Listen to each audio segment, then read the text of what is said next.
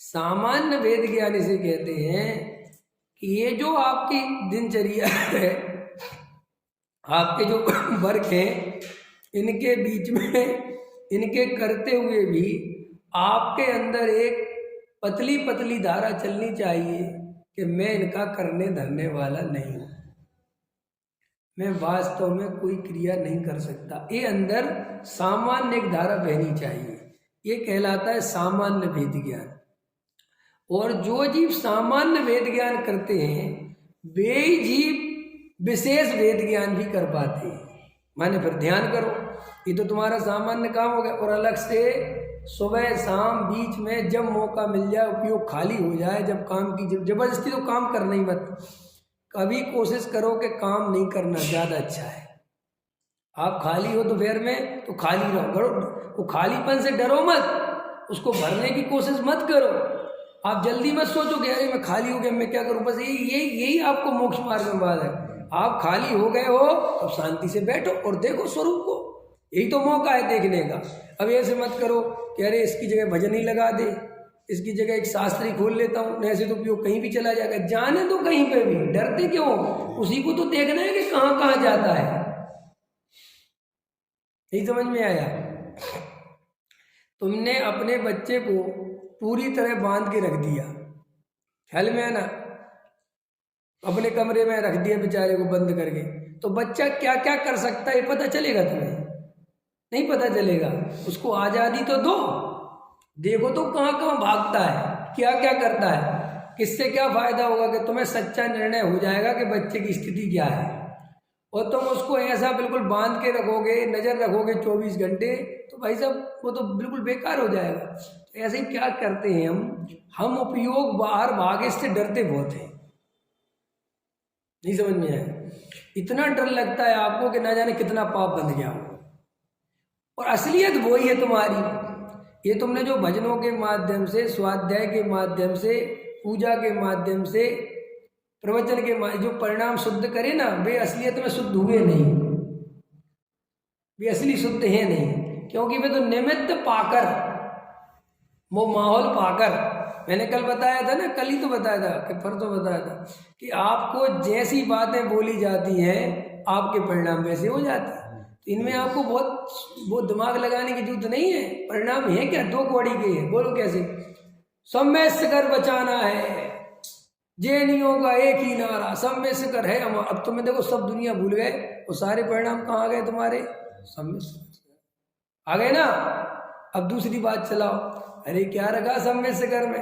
कण कण से मोक्ष गए भगवान, हर जगह सम्य कर है, अब परिणाम दूसरे हो गए।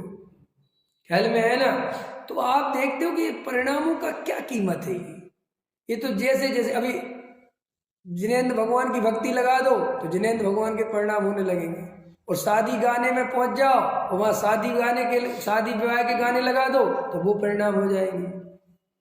मंदिर में आ गए, इसलिए लोग इसको बड़ा बड़ा खुश होते हैं। मंदिर में जाओ तो कम से कम परिणाम तो निर्मल रहते हैं, लेकिन वो परिणाम असली नहीं है, वो नकली है। जैसे तुम फिल्म देखने गए थिएटर में, तो कितने प्रकार के परिणाम आते हैं बताओ? थिएटर में कितने प्रकार के परिणाम आते हैं? जैसे सीन जैसा वैसे परिणाम। तो क्या उन परिणामों का कुछ कीमत है? कुछ स्वर्ग और नरक और स्वर्ग की बात मत करना मेरे सामने, वो तो 2 कौड़ी की बात है। वे परिणामों से तुम्हारा खुद का क्या है? वे तो जैसे जैसे पर्दे पे आ रहा है तुम वैसे वैसे सोच रहे हो, उसमें है क्या? और लोग इनको बहुत बड़ा मानते हैं कि स्वर्ग चले जाएंगे, मोक्ष चले जाएंगे, नरक चले, क्या स्वर्ग नरक चले जाओगे? भाई सम्यक दर्शन के बिना कोई भी जीव सच्चे परिणाम नहीं कर सकता। सब परिणाम झूठे हैं। क्या कहा मैंने? सम्यक दृष्टि हो तो ही असली परिणाम। देव शास्त्र गुरु की जो पूजा है मिथ्या दृष्टि नकली पूजा करता है, सम्यक दृष्टि ही असली पूजा करता है। क्यों? लोग कहते हैं सो पंचण मोयारो सब पाप पणासड़ो। सही बात है, मैं तुमसे पूछता हूँ सही है ये बात? बोलो सही है।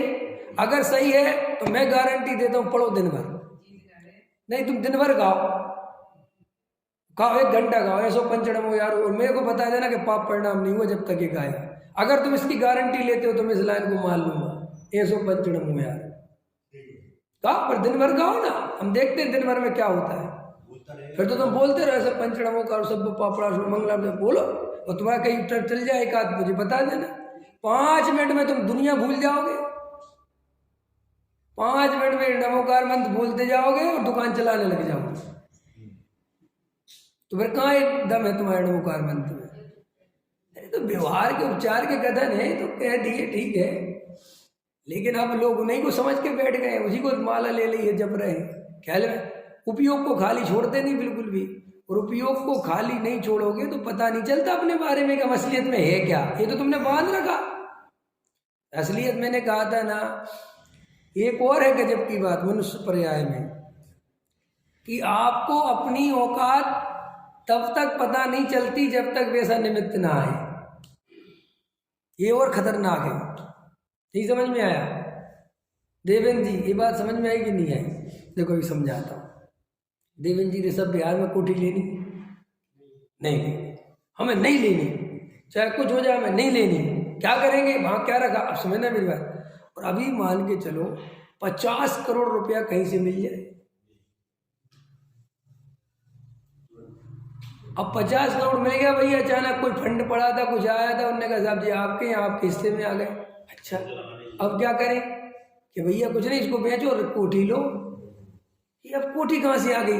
अभी तो कहते नहीं चाहिए कि भाई जब तक कुछ नहीं था तब तक कोठी के बारे में सोचना बेकार है। तो वो कोठी वाला परिणाम अंदर था कि नहीं, प्रश्न ये है। इसको कहते हैं दबी हुई कसाय। इसको ही तो कहते हैं अनंत अनुबंधी, कि वो अंदर पड़ी है, वो प्रकट नहीं। प्रकट क्यों नहीं है? प्रकट इसलिए नहीं है कि जीव इतना चतुर है, वो कहता है यार ये है तो है नहीं, इसका क्या करें। ऐसे ही मैंने एक उदाहरण दिया, ऐसे ही आप 1000 उदाहरण लगा लेना। तो ऐसे ही जब आप ध्यान करने बैठते हो तो आपका जो उपयोग इधर उधर घूमता है, असली में वो वहीं वहीं घूमता है जहां जहां तुमने दबा रखा है। ख्याल में आया कि नहीं? रात को लोगों को सपने आते हैं ना, तो लोग कहते पता नहीं क्या क्या सपने आते, क्या क्या नहीं आते हैं, तो वे ही आते हैं जो तुमने दबा रखे हैं। किसी को शत्रु मान रखा है तो उसको कह नहीं पाए तो सपने में वो दिखता है, किसी को बहुत मित्र मान रखा है तो वो दिखता है, किसी से कोई भाव चल रहा है तो वो दिखता है। ख्याल में? और वे सब दिखते हैं जिनको तुम दिन भर में दबा के रखते हो। पकड़ में आई कि नहीं आई?